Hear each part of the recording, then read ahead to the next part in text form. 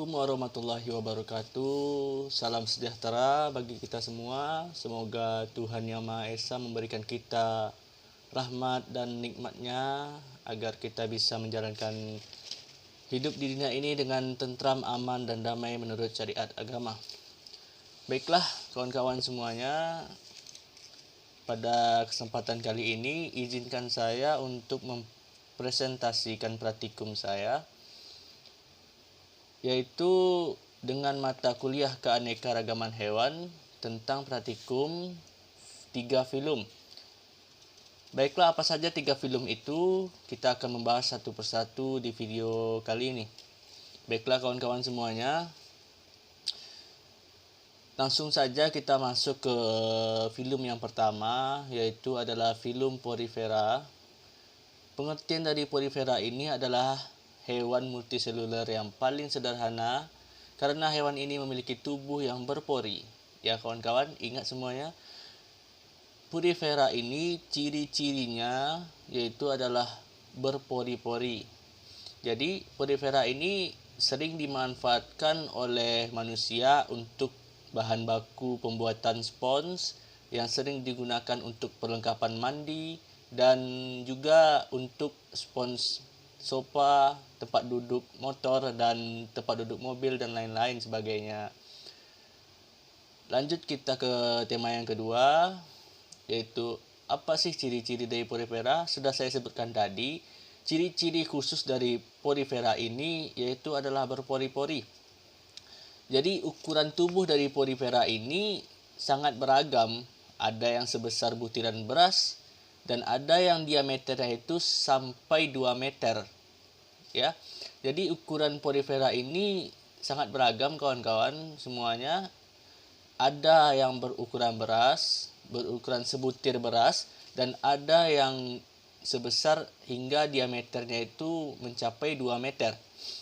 Baiklah kawan-kawan, tubuh Porifera pada umumnya itu asimetris, ada yang seperti tabung dan ada yang bercabang seperti pohon. Ya kawan-kawan, jadi warna tubuh Porifera ini banyak juga kawan-kawan. Ada yang berwarna cerah, ada yang berwarna gelap seperti warna merah, jingga, kuning, dan ungu gelap, ungu terang. Pokoknya beragam ya kawan-kawan.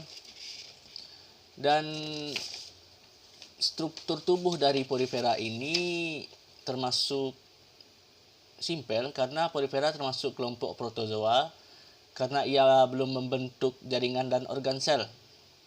Permukaan luar Porifera ini tubuhnya tersusun dari sel-sel berbentuk pipih dan berdinding tebal yang disebut pinakosit.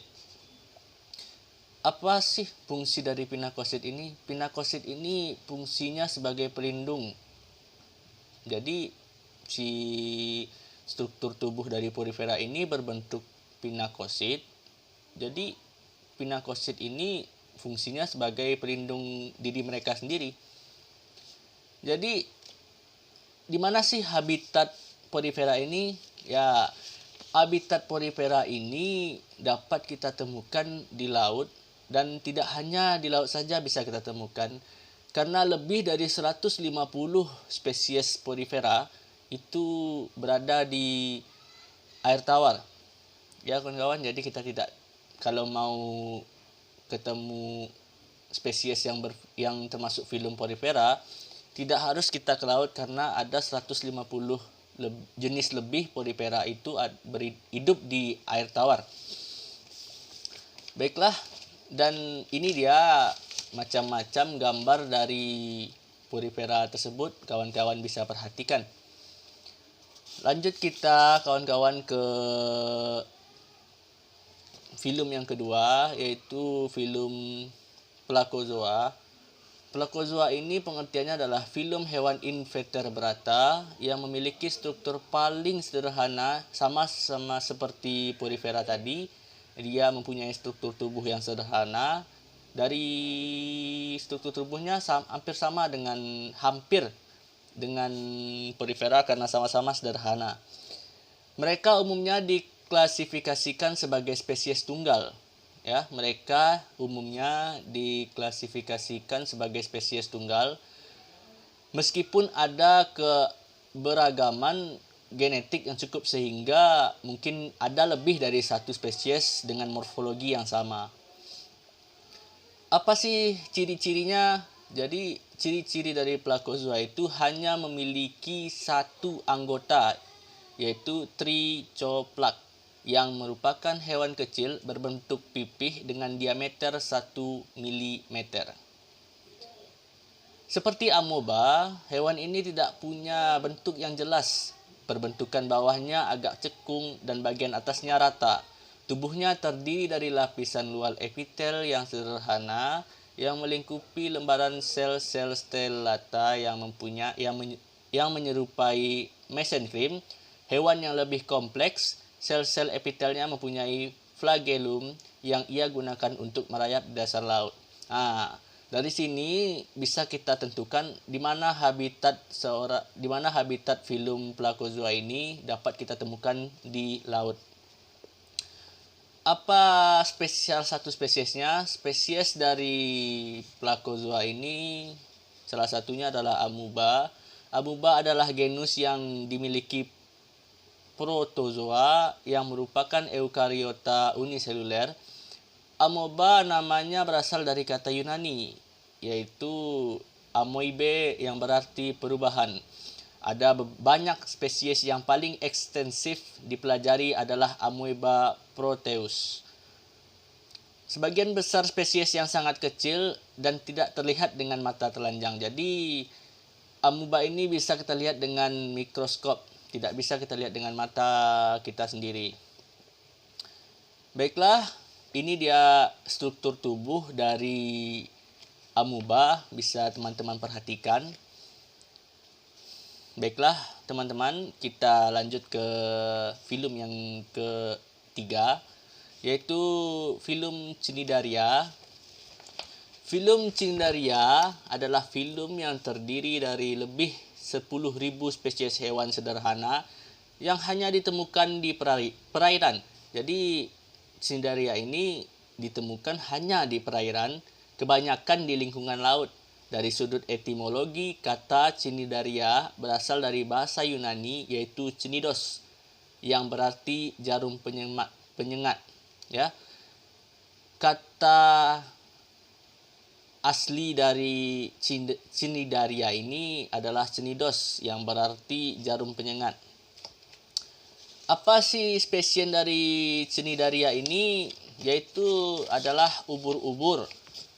Ya kawan-kawan, ubur-ubur umumnya mereka berukuran 2 sampai 40 cm. Tapi ubur-ubur yang lebih besar bisa mencapai 1 hingga 2 meter. Misalnya spesies terbesarnya, spesies terbesar ubur-uburnya yaitu Chanea capillata atau lebih dikenal dengan surai singa.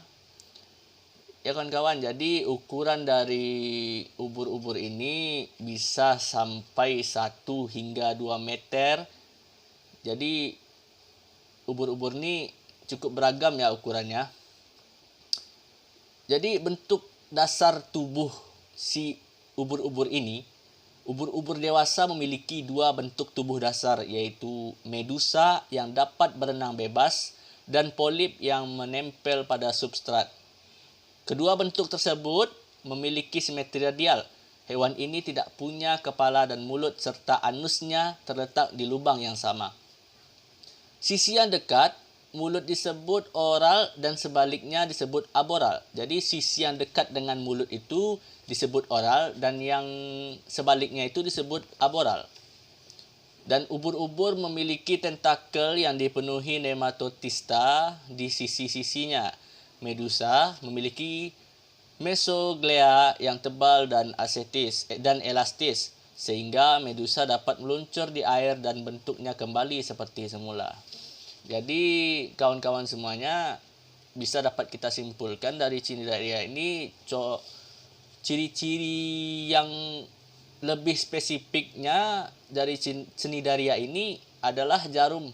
Seperti ubur-ubur ada jarum penyengatnya.